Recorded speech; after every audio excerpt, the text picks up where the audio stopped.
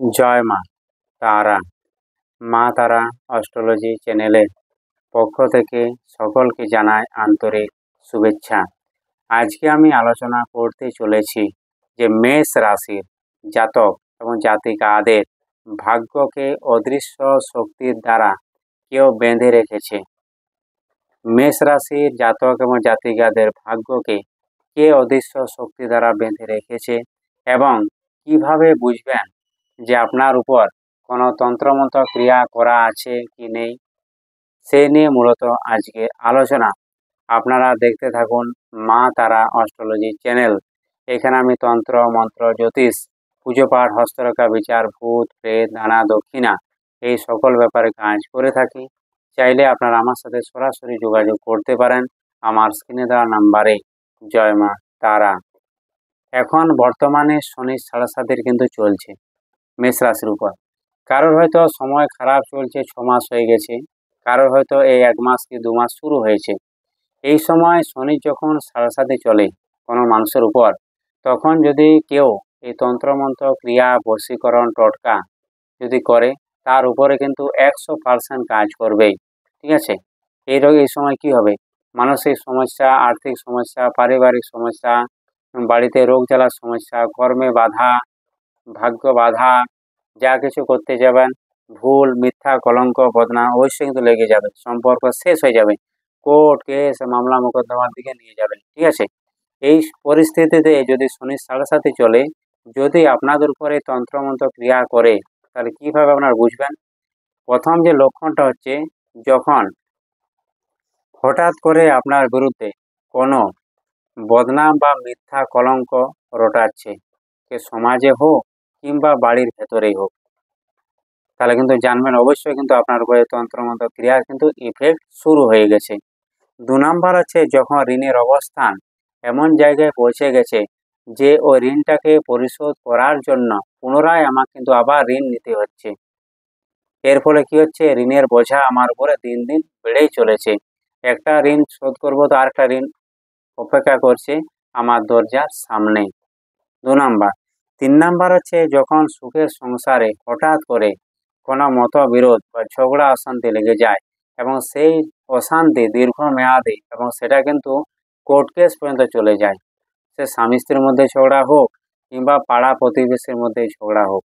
ঠিক আছে, 3 নাম্বার হচ্ছে, যখন বাড়ির সদস্যদের ভাগ্য খারাপ হয়, তখন কর্মহানি এবং চাকরি হানি দুটোই কিন্তু ঘটে এবং সেই ব্যক্তিরা কিছুতেই তার কর্মের দিশা ঠিক করতে পারে না।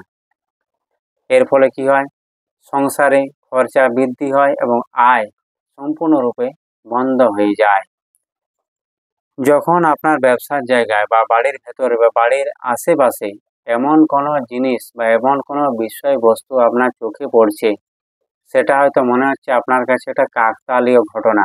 1 নাম্বার হচ্ছে, যদি কোনো পান সুপারি পৈতা কলা পাকা ধূপ সিঁদুর ফুল বেলপাতা পড়ে আছে, তাহলে কিন্তু জানবেন যে আপনার উপর কিন্তু এই তান্ত্রিক ক্রিয়া শুরু হয়েছে বলে। তারপরের লক্ষণ হচ্ছে, যখন বাড়ির হঠাৎ করে কেউ মারা যাচ্ছে এবং কিভাবে মারা যাচ্ছে, কেন মারা যাচ্ছে, এবং বছর ঘুরতে না ঘুরতে 2-3 জন লোক আবার মারা যাচ্ছে অসুস্থ হয়ে, তাহলে কিন্তু অবশ্যই জানবেন যে আপনাদের বাস্তুর উপর কিন্তু বিশাল শক্তিশালী তান্ত্রিক ক্রিয়া ঘটানো আছে।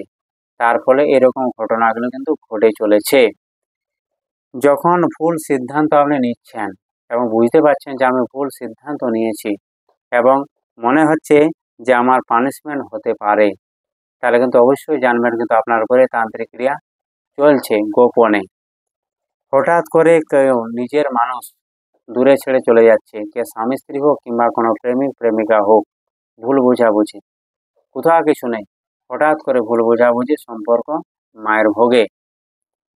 বারবার শরীর খারাপ হচ্ছে, শরীর কিছুতেই ভালো হতে চাইছে না, ডাক্তারের কাছে যাচ্ছি, ডাক্তার রোগ ধরতে পারছে না, হাজার ভিটামিন খাচ্ছি কিন্তু শরীরের দুর্বলতা কমছে না, মাথা ভারী এবং চাপ হয়ে ধরে থাকছে, রাত্রিতে ঘুম ঠিকঠাক হচ্ছে না, মনে হচ্ছে বাড়ির আশেপাশে কেউ ঘোরাঘুরি করছে, কেউ হয়তো বুকে চেপে গলা জড়িয়ে ধরছে, কেউ হয়তো পা টেনে নিয়ে যাচ্ছে, কিংবা হয়তো বাড়ির হয়তো লাইট বন্ধ হয়ে যাচ্ছে অটোমেটিক, তারপরে লক্ষণ হচ্ছে যদি মনের মধ্যে একাগ্রতা বা কনফিডেন্স লেভেল হারিয়ে গেছে, কোনো কিছু কাজ করার জন্য যে ফোকাস চাই সেই ফোকাসটা আমার মধ্যে নেই, এবং 24 ঘন্টার মধ্যে যদি একবার হলেও আত্মহত্যা করার বিচার আসছে, তাহলে কিন্তু অবশ্যই জানবেন যে আপনার লক্ষ্যের উপর এই তন্ত্রমন্ত্র ক্রিয়া করা আছে। আবার যদি নেগেটিভ চিন্তা আসছে, সেক্সুয়াল যে মেন্টালিটি সেটা বৃদ্ধি পাচ্ছে, এরকম যদি সমস্যা চলে, অবশ্যই কিন্তু জানবেন যে তান্ত্রিক ক্রিয়া কিন্তু চলছে বহুদিন যাবৎ।